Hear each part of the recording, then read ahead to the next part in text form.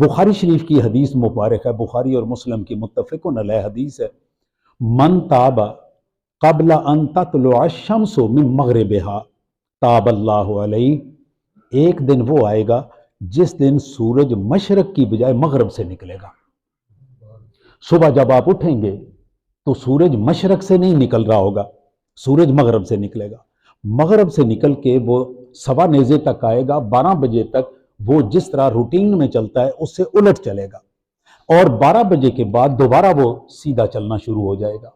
تو رسول اللہ صلی اللہ علیہ وآلہ وسلم نے فرمایا جس شخص نے سورج کے مغرب سے طلوع ہونے سے پہلے پہلے توبہ کر لی، اللہ تعالیٰ اس کی توبہ قبول کر لے گا. جس دن سورج مغرب سے نکل آئے گا اس دن کے بعد توبہ کا دروازہ بند ہو گیا.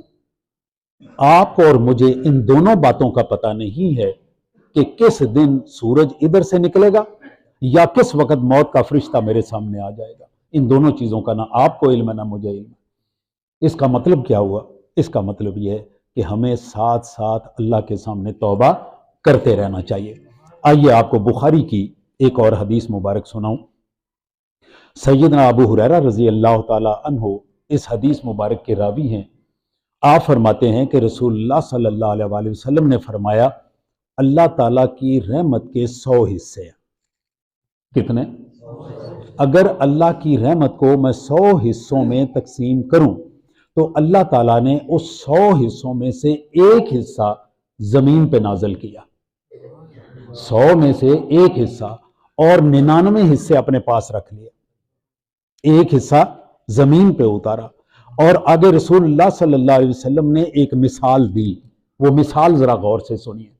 رسول اللہ صلی اللہ علیہ وآلہ وسلم نے اتنی بات کر کے آگے فرمایا کہ اگر آپ ایک گھوڑی دیکھیں، گھوڑی، اس کا ایک بچہ ہے اس کے ساتھ، وہ گھوڑی اپنے بچے کے ساتھ اتنے پیار اور رحم سے پیش آتی ہے کہ وہ اپنے پاؤں کا سم اپنے اس بچے کے اوپر نہیں آنے دیتی.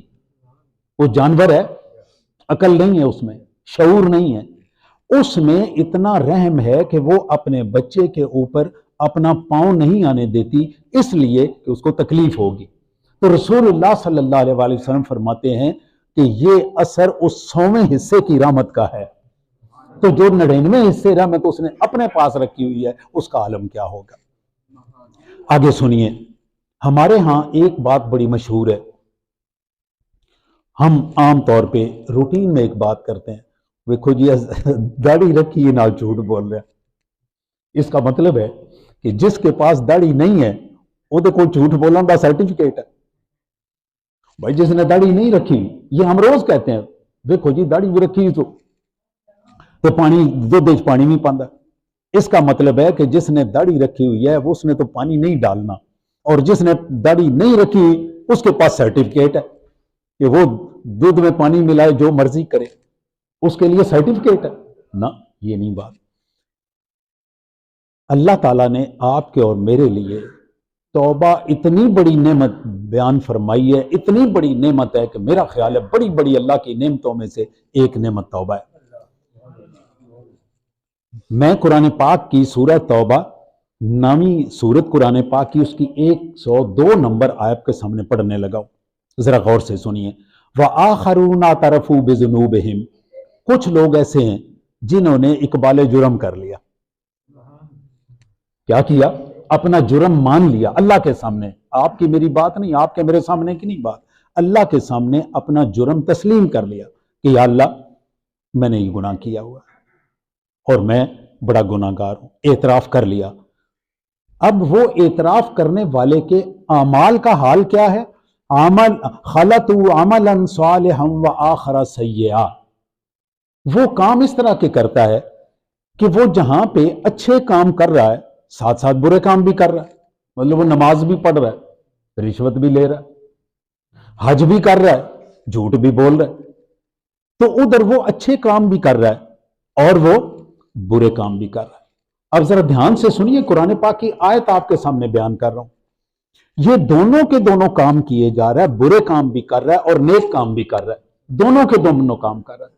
اب ذرا اللہ تعالیٰ کی رحمت کا اندازہ لگائیے. اللہ تعالیٰ فرماتا ہے عسى اللہ ان یتوب علیہم، اس کو چاہیے، یہ میں اپنی طرف سے کہہ رہا ہوں آیت کی تشریح کے لیے، اللہ تعالیٰ کہہ رہا ہے اس بندے کو چاہیے کہ اپنے برے کاموں کے ساتھ جو نیک کام وہ کر رہا ہے وہ نہ چھوڑے، وہ نیک کام کرتا رہے۔ کیوں بھلا؟ عسى اللہ ان یتوب علیہم، ہو سکتا ہے اس کے ان نیک کاموں کی وجہ سے اللہ تعالیٰ اس کو برے کام بھی اس کے معاف فرما دے۔ بات سمجھ رہے ہیں؟ یہ جو ہمارے ہاں ایک تصور ہے نا کہ میں توبہ کروں تو ساری کروں، میں چھوڑوں تو سارے برے کام چھوڑوں۔ بھائی نبیوں کے علاوہ ہم میں سے کوئی بندہ ایسا نہیں ہے جو سارے کام چھوڑ دے، اللہ چھوڑوا دے، وہ تو قادر مطلق ہے نا، وہ تو کر سکتا ہے۔ میں آج توبہ کی کل پھر توڑ دوں گا، میں پھر توبہ کروں گا میں پھر توڑ دوں گا، میں پھر توبہ کروں گا پھر توڑ دوں گا۔ لیکن اس کا علاج کیا ہے؟ اس کا علاج یہ ہے کہ میں توبہ توڑتا جا رہا ہوں، اس کے باوجود جو نیک کام میں کرتا جا رہا ہوں وہ نہ چھوڑوں۔ اس وجہ سے کہ میں تو برے کام کر رہا ہوں، تو میں نے برے کام کر لی تو اب میں نیک کام کیوں کروں؟